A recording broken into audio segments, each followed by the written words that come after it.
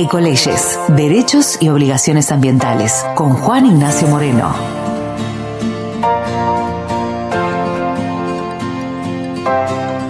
Bueno, continuamos en este sábado y como todos los sábados lo tenemos a nuestro columnista relacionado con los temas ambientales, nuestro abogado ambientalista Juan Ignacio Moreno. Hola Juan, ¿cómo andás? Todo bien, Marta, ¿y vos? Muy bien. Hace una semana ya venimos con estas columnas relacionadas con algunos personajes de la historia que nosotros siempre decimos, si bien hemos hecho muchas de personajes de la historia muy pero muy conocidos y muy interesantes esas columnas, ahora nos estamos metiendo como en estos personajes que no son tan reconocidos, pero que dentro del ambientalismo sí han tenido mucha injerencia, ¿no? Sí, han sido relevantes. Bueno, hicimos en su momento una columna sobre Alberto Catán. En este caso vamos a estar hablando de un compañero de él en estas luchas jurisprudenciales y que han sido de avanzada. Y como vos mencionabas, Martu, son pioneros y que a veces no son tan conocidos y que se han dedicado a temáticas muy específicas.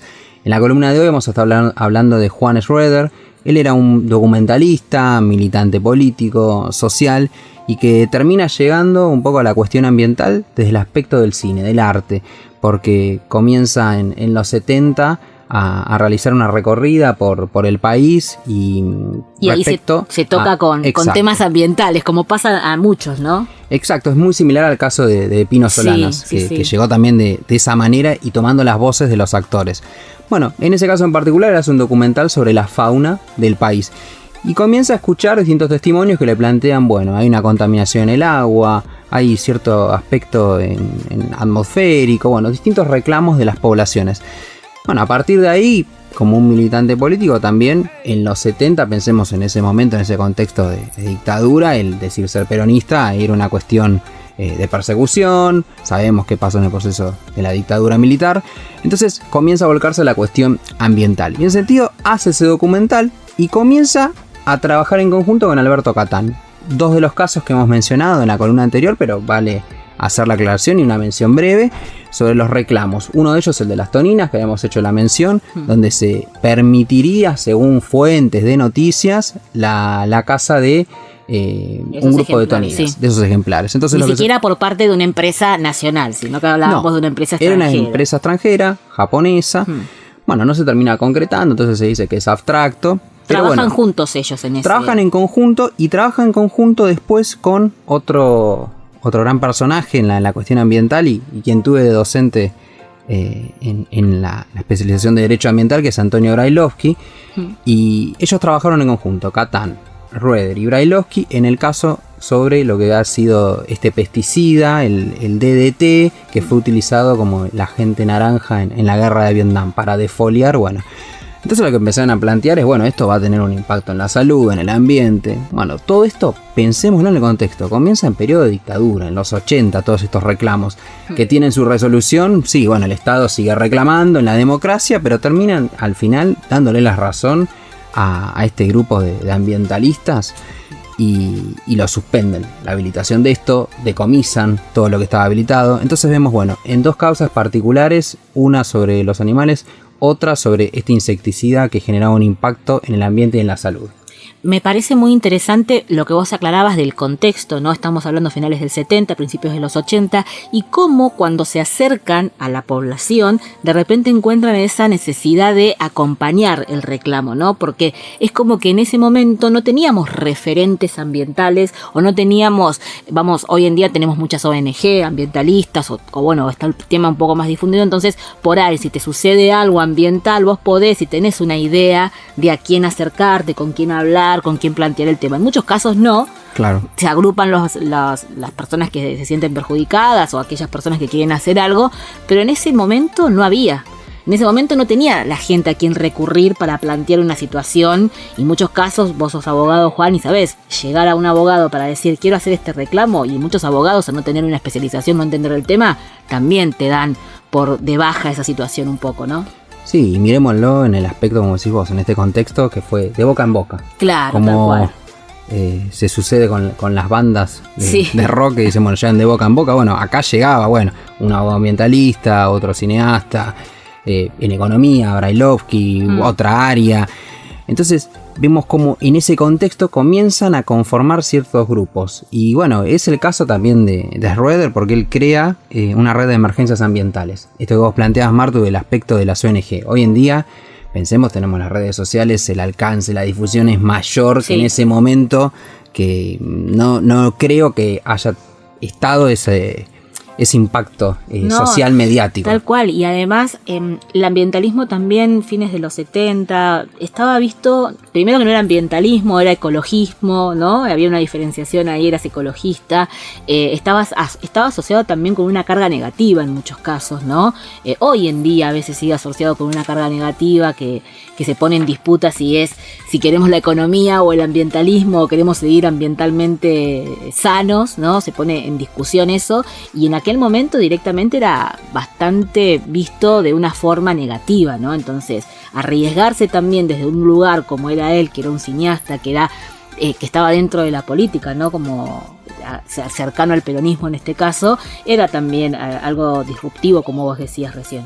Sí, pensemos que también Perón había, como ya lo hemos abordado en otras columnas, en ese mensaje del 72, meses previos a la cumbre de Estocolmo, la primera cumbre internacional, la cuestión de las sociedades de consumo, la necesidad de cuidar el ambiente, cómo había un despilfarro masivo, el impacto de ciertas prácticas, de hecho hasta critica la Revolución Verde. Asimismo también el caso de Schroeder crea una fundación en Buenos Aires que se llamaba Tierra Alerta. Entonces tenemos otro caso más, como otro hito de avanzada en este sentido. Y él comienza a desarrollar una investigación en un tema específico que lo distingue, y que es en un libro que se publicó post-mortem. Él falleció hace unos años, se llamaba Nuclear, no gracias. Entonces él hace un estudio, es como que fue su temática de pasión, su tesis, podríamos decir, como un apasionado en esta temática, sobre lo que es la energía radioactiva. Es decir, bueno, ¿y qué sucedía con ese tipo de residuos? Participa como convencional constituyente en la reforma de 1994, que incorpora, obviamente, a nuestra Carta Magna, el artículo 41, el cuidado del ambiente. Y específicamente, esto no solamente es el cuidado del ambiente sano, equilibrado, para las generaciones presentes, futuras, sino que hay un párrafo muy interesante. Tenemos un párrafo que nos habla de la educación ambiental, las leyes de presupuestos mínimos, pero hay un párrafo en particular que nos establece que aquellos residuos que son peligrosos actualmente o potencialmente peligrosos y los radioactivos no van a poder ingresar al país. Es decir, que se prohíbe la importación de ese tipo de residuos. Esto también es una cuestión de proteger al país y el aspecto de no convertirse en un basurero de los residuos nucleares peligrosos de los países en desarrollo, de los países desarrollados.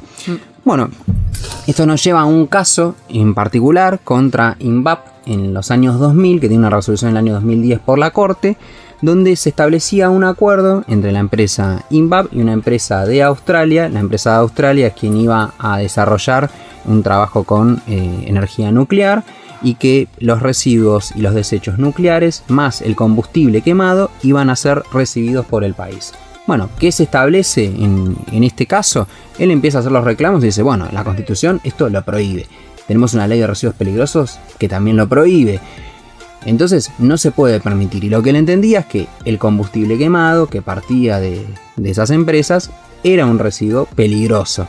Bueno, le terminan dando la razón en las primeras y segundas instancias. Después se establece la empresa INVAP que ellos no iban a recibir residuos nucleares, sino que era solamente el combustible quemado. Después la cuestión se convierte en abstracta porque no se termina como materializando ese acuerdo en el tiempo. Y se dice que, bueno, que los residuos de los combustibles quemados no era lo mismo que los nucleares. Pero bueno, en instancias previas a él le terminan dando la razón y dicen que es indiscindible, es decir, no se puede separar un combustible que parte de la energía nuclear.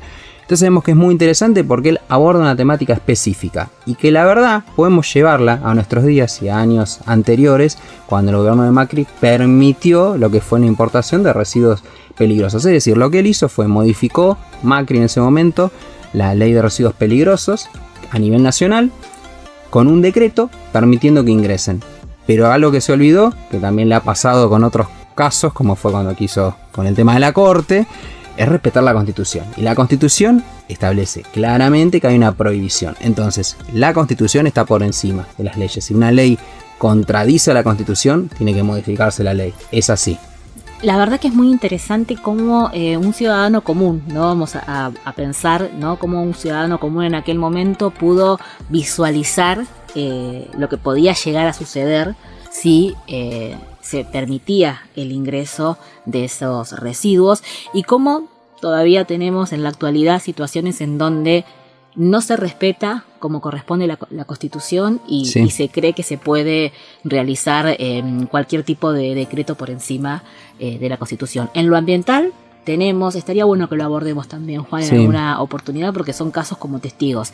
Y la verdad que me sorprende para bien estos personajes que nos estás trayendo de la historia, porque no son para nada conocidos. Yo, sinceramente, no hay tanta información, te ha costado mucho. Has hecho un trabajo muy interesante. Hasta buscar imágenes de investigación. La verdad que muchas gracias, Juan, porque estás súper comprometido con la temática. Y realmente es muy interesante poder darle luz y saber que hubo pioneros en un montón de temas. Y este es un tema realmente lo que tiene que ver con esto, con los residuos nucleares, en este caso, todo lo que es este tipo de residuos peligrosos.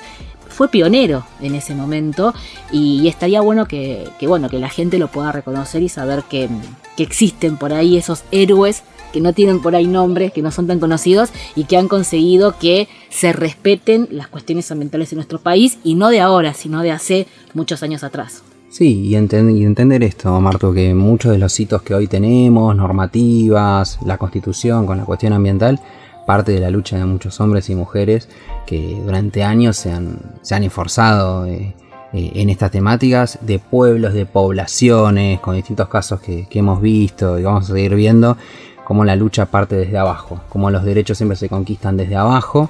Y una vez que ya tenemos las cosas establecidas, hay que respetar la institucionalidad. Entonces, cuando la Constitución establece un aspecto en particular, no hay mucho análisis para hacer. Es muy claro, si se prohíbe el ingreso, se prohíbe el ingreso.